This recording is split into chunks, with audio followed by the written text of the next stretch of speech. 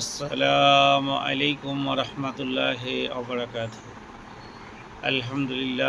আলহামদুলিল্লাহ নাহমাদুহু ওয়া নাস্তাঈনুহু ওয়া নাস্তাগফিরুহু ওয়া নু'মিনু বিহি ওয়া নাতাওয়াক্কালু আলাইহি ওয়া নাউযু বিল্লাহি মিন শুরুরি আনফুসিনা ওয়া মিন সাইয়্যাতি আ'মালিনা ওয়া মান ইয়াহদিহিল্লাহু ফালা হাদিয়া লাহু ওয়া নাশহাদু আল্লা ইলাহা ইল্লাল্লাহু ওয়া নাশহাদু আন্না মুহাম্মাদান আবদুহু ওয়া রাসূলুহু, আম্মা বাদ।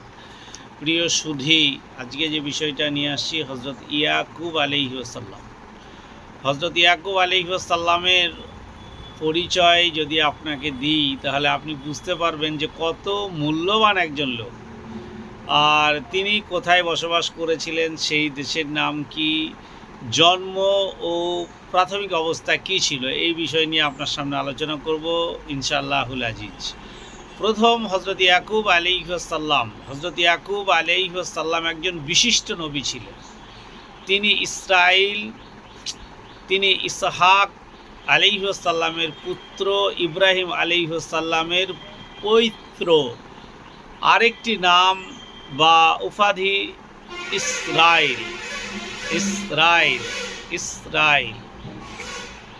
হিব্রু ইসরাইল শব্দের আরবি অনুবাদ আবদুল্লাহ, মানে আল্লাহর বান্দা।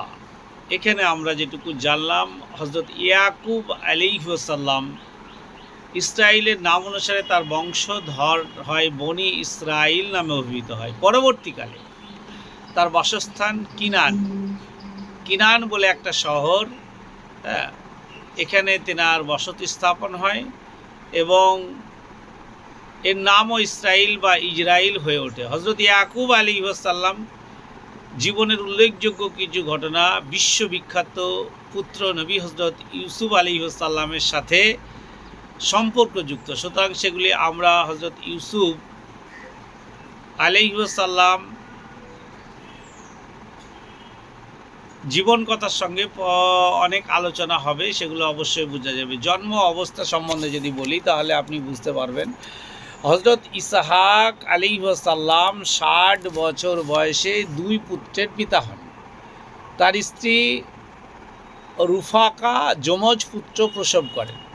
যমজ পুত্র মানে আমাদের যেমন যমজ পুত্র হয়, তাদের নাম রাখা হয় ইসু ও ইয়াকুব। ভূমিষ্ঠ হওয়ার দিক দিয়ে ইসু বড়, 2 ভাই ইসু ও ইয়াকুব পিতামাতার তত্ত্বাবধানে ক্রমশ বেড়ে ওঠে।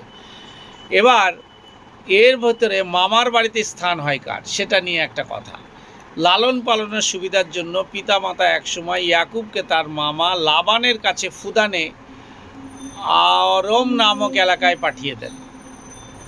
এরপর থেকে ইয়াকুব আলাইহিসসালাম তার মামা লাবানের তত্ত্বাবধানে দীর্ঘ 10 বছর সেখানে বসবাস করেন।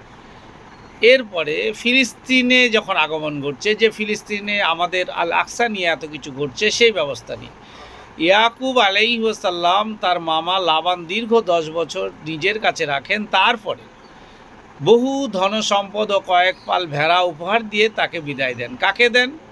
ওই মামার বাড়িতে ছিলেন কে? মামার বাড়িতে ছিলেন হচ্ছে ইয়াকুব।